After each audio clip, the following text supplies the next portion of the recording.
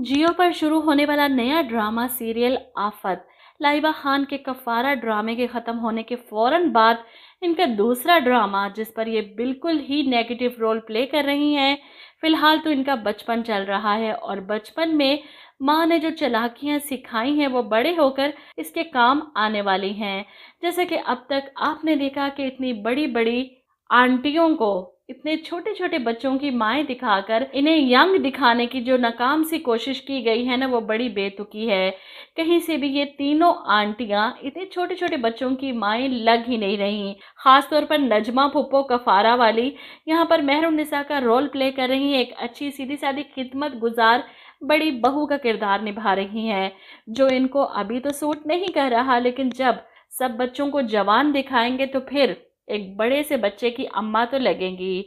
वैसे इनके बेटे का रोल अगर अली अंसारी को दिया जाता तो मज़ा आ जाता। कफारा की लाइबा और अली एक दफ़ा फिर से, लेकिन एक दूसरे के ऑपोजिट ड्रामे में एक साथ अगर ये दोनों किरदार होते तो ये ड्रामा भी रिकॉर्ड तोड़ देता। खैर, मेहरुन्निसा के बेटे का किरदार अदा कर रहे हैं वहाज, असल वाले वहाज नहीं बल्कि अली अब्बास वहाज के नाम से इस ड्रामे में इनके बेटे का किरदार अदा कर रहे हैं। अब अली अब्बास खुद माशाल्लाह से 40 के हैं असल में, लेकिन अभी भी हीरो आ रहे हैं। खैर, रेम्बो की साहिबा का ड्रामा मैं शायद पहली बार देख रही हूँ, क्योंकि इससे पहले मैंने इन्हें किसी ड्रामे में नहीं देखा। शायद हो सकता है इन्होंने कोई ड्रामा किया हो, लेकिन यहाँ पर वो नेगेटिव रोल प्ले कर रही हैं महक के नाम से, जो एक सेक्रेटरी थी ऑफिस में मामूली सी, और वहीं से इन्होंने अपने बॉस रज़ा को फंसाया अपनी मोहब्बत के जाल में और इससे शादी की। रज़ा ने भी पूरे ख़ानदान की मुखालफत मोल लेकर महक को अपनाया, लेकिन महक ने तो अपने ऑफिस के ही दूसरे वर्कर महमूद के साथ मिलकर ये सारा प्लान बनाया था कि इनकी सारी जायदाद अपने नाम करवाएगी और फिर ये दोनों शादी कर लेंगे रज़ा से तलाक लेने के बाद। खैर, अभी तक तो स्टोरी दो एक साथ में आपको काफ़ी समझ आ चुकी होगी। अगली किस्त का रिव्यू हम देने जा रहे हैं, जिसमें रज़ा के सामने महक की बेवफाई आने वाली है। मेगा एपिसोड में दिखाया जाएगा कि महक मेहरुन्निसा भाभी को बातें सुनाती है कि मुख्तार भाई तो आपका हर हुक्म सर झुकाकर ऐसे मानते हैं जैसे कोई गुलाम हो, जिस पर मेहरुन्निसा मुस्कुराते हुए कहती है कि हुस्न देखने वालों की नज़र में होता है, बस रिश्तों को जैसे देखोगी वो वैसे ही नज़र आएंगे। अगर मुख्तार मेरी हर बात मानते हैं तो मैं भी इनकी दिल से इज़्ज़त करती हूँ, इज़्ज़त करने से ही इज़्ज़त मिलती है। खैर, भैंस के आगे बीन बजाने वाला हिसाब है महक को समझाना, क्योंकि वो तो फैसला कर चुकी है। वैसे भी रज़ा ने इनकी बातें सुनने के बाद आखिरकार फैसला किया था कि वो इस फसादन को लेकर इस घर से चले जाएंगे, जिसकी वजह से इस घर का सुकून बर्बाद हो रहा है।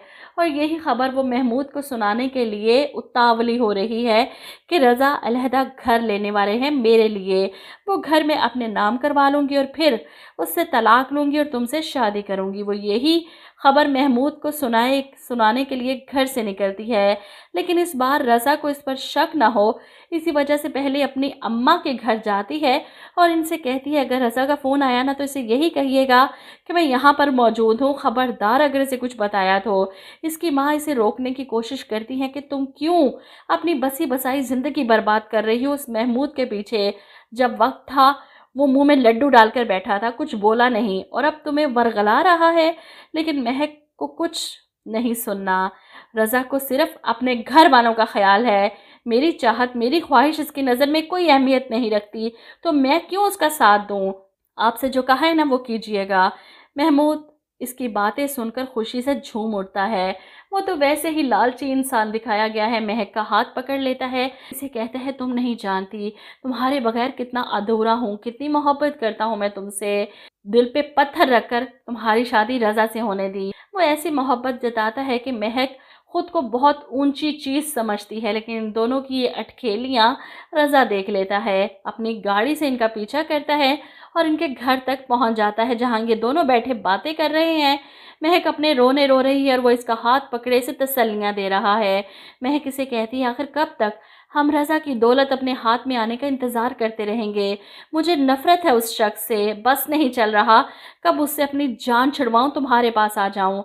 ऐसे में रज़ा जो छुप कर इनकी बातें सुन रहा था सामने आता है। انہیں رنگے ہاتھوں پکڑتا ہے اور مہک پر چلاتا ہے، تم اس قدر گر سکتی ہو، میں نے کبھی سوچا ہی نہیں تھا۔